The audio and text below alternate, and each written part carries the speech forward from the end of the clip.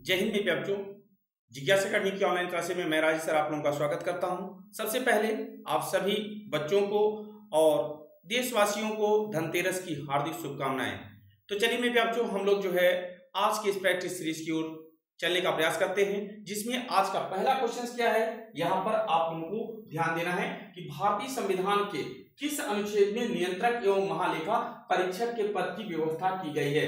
पहला ऑप्शन है अनुच्छेद 76, बी कहता है अनुच्छेद 153, सी कहता है अनुच्छेद 148 और डी है आर्टिकल 127। तो मेरे बच्चों यहाँ पर आपका जो सही जवाब है वो कौन सा ऑप्शन सही होगा। यहाँ पर आप कहेंगे सर जी आर्टिकल 148 अर्थात अनुच्छेद 148 जो है आपका इस प्रश्न का सही जवाब है।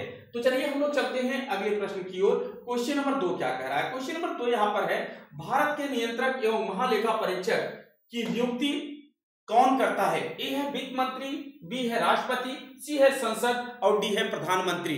तो मेरे बच्चों यहाँ पर आपका उत्तर क्या हो जाएगा, राष्ट्रपति यहाँ पर बिल्कुल राइट आंसर हो जाएगा। तो चलते हैं अगले प्रश्न की ओर। Question number 3। क्वेश्चन नंबर 3 हमारा क्या कह रहा है, इसको भी आप लोग समझने का प्रयास करिए। भारत के नियंत्रक एवं महालेखा परीक्षक की नियुक्ति कितने वर्ष के लिए की जाती है। पहला ऑप्शन है 6 वर्ष, बी है 5 वर्ष, सी है 3 वर्ष और डी कहता है अनिश्चितकालीन होती है। तो मेरे बच्चों यहाँ पर जो आपका ऑप्शन है, तो भारत के नियंत्रक महालेखा परीक्षक की जो नियुक्ति है वह 6 वर्ष के लिए होती है। यहाँ पर आपका ऑप्शन ए जो है वह बिल्कुल राइट आंसर है। तो चलते हैं अगले प्रश्न की ओर। Question number 4। क्वेश्चन नंबर 4 क्या है, नियंत्रक एवं महालेखा परीक्षक के वेतन एवं भत्ते और अन्य सेवा शर्तों का निर्धारण कौन करता है। ऑप्शन ए है प्रधानमंत्री, बी है वित्त मंत्री, सी है संसद और डी है राष्ट्रपति। तो मेरे बच्चों यहाँ पर क्वेश्चन नंबर 4 का सही जवाब क्या होगा, तो यहाँ पर आपका ऑप्शन हो जाएगा सी अर्थात संसद यहाँ पर आपका बिल्कुल राइट आंसर है। तो चलते हैं अगले प्रश्न की ओर। क्वेश्चन नंबर 5 क्या कह रहा है। क्वेश्चन नंबर 5 यहाँ पर है कि निम्नलिखित में से किसको लेखा समीक्षा करने का अधिकार नियंत्रक एवं महालेखा परीक्षक को है।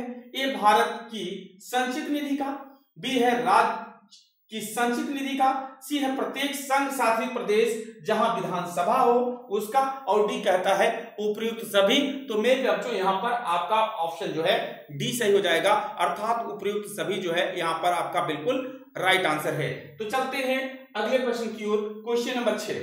क्वेश्चन नंबर 6 क्या कह रहा है कि भारत के नियंत्रक और महालेखा परीक्षक की रिपोर्ट की समीक्षा कौन सी संसदीय समिति करती है। ए है आकलन समिति, बी है प्रबंध समिति, सी है लोक लेखा समिति और डी कहता है इनमें से कोई नहीं। तो मेरे बच्चों यहाँ पर आपका ऑप्शन हो जाएगा सी लोक लेखा समिति यहाँ पर आपका बिल्कुल राइट आंसर है। तो चलिए हम लोग चलते हैं अगले प्रश्न की ओर। अगला क्वेश्चन क्या कहता है, क्वेश्चन नंबर 7। क्वेश्चन नंबर 7 है कि नियंत्रक एवं महालेखा परीक्षक अपने पद पर अधिकतम कितने वर्ष की आयु तक रह सकता है। ए है 62 वर्ष, बी है 65 वर्ष, सी है 70 वर्ष और डी है 60 वर्ष। तो मेरे बच्चों यहाँ पर आपका ऑप्शन जो है बी बिल्कुल राइट आंसर हो जाएगा। तो भैया यहाँ पर ध्यान दीजिएगा, जिस प्रकार से सर्वोच्च न्यायालय के मुख्य न्यायाधीश की जो कार्यकाल है वह भी कितना है, मैंने आप लोगों को बताया था। सुप्रीम कोर्ट के जो जस्टिस हैं उनका जो कार्यकाल है वो कितने, कार्यकाल नहीं, उनका जो कार्य करने का समयावधि है वो क्या है। तो भैया यहाँ पर आपका ऑप्शन बी 65 वर्ष वहां पर भी है। तो चलिए यहाँ महालेखा परीक्षक जो है कितने वर्ष की आयु तक सेवा कर सकता है। तो भैया यहाँ पर आपका ऑप्शन बी जो है वह बिल्कुल राइट आंसर है। तो चलते हैं अगले प्रश्न की ओर। Question number 8। क्वेश्चन नंबर 8 क्या है, भारत का नियंत्रक एवं महालेखा परीक्षक अपना त्याग पत्र किसे देता है। ए है वित्त मंत्री को, बी है लोकसभा स्पीकर को, सी है राष्ट्रपति को और डी कहता है प्रधानमंत्री को। तो मेरे बच्चों यहाँ किसको देगा, तो राष्ट्रपति को जो है अपना त्याग पत्र सौंपता है। तो चलिए हम लोग चलते हैं अगले प्रश्न की ओर। अगला question, question number 9। Question number 9 है, निम्नलिखित में से किस राज्य में सर्वप्रथम लोकायुक्त संस्था की स्थापना की गई।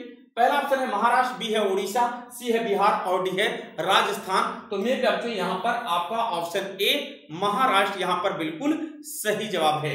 तो चलते हैं अगले प्रश्न की ओर। क्वेश्चन नंबर 10 क्या कह रहा है, इसको भी हम लोग समझने का प्रयास करेंगे। केंद्रीय सतर्कता आयोग की स्थापना कब की गई थी? पहला ऑप्शन है 1964, बी कहता है 1968, सी है 1970 और डी कहता है 1972। तो मेरे बच्चों यहाँ पर आपका ऑप्शन 1964 यहाँ पर बिल्कुल सही जवाब है। तो चलिए हम लोग चलते हैं क्वेश्चन नंबर 11 की ओर। क्वेश्चन नंबर 11 क्या कह रहा है? क्वेश्चन नंबर 11 है केंद्रीय सतर्कता आयुक्त का कार्यकाल कितना होता है?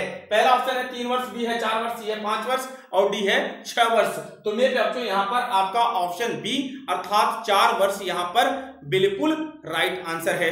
तो चलिए हम लोग चलते हैं अगले प्रश्न की ओर। अगला क्वेश्चन क्या कहता है? क्वेश्चन नंबर 12, भारत के किन राज्यों में लोकायुक्त शिकायतों एवं आरोपों की जांच कर सकता है? भैया कह रहे हैं भारत के किन राज्यों में लोकायुक्त शिकायतों एवं आरोपों की जांच कर सकता है? ए है राजस्थान, उत्तर प्रदेश, असम, जम्मू कश्मीर, गोवा। बी कहता है असम, बिहार, कर्नाटक, उत्तर प्रदेश, गोवा, महाराष्ट्र।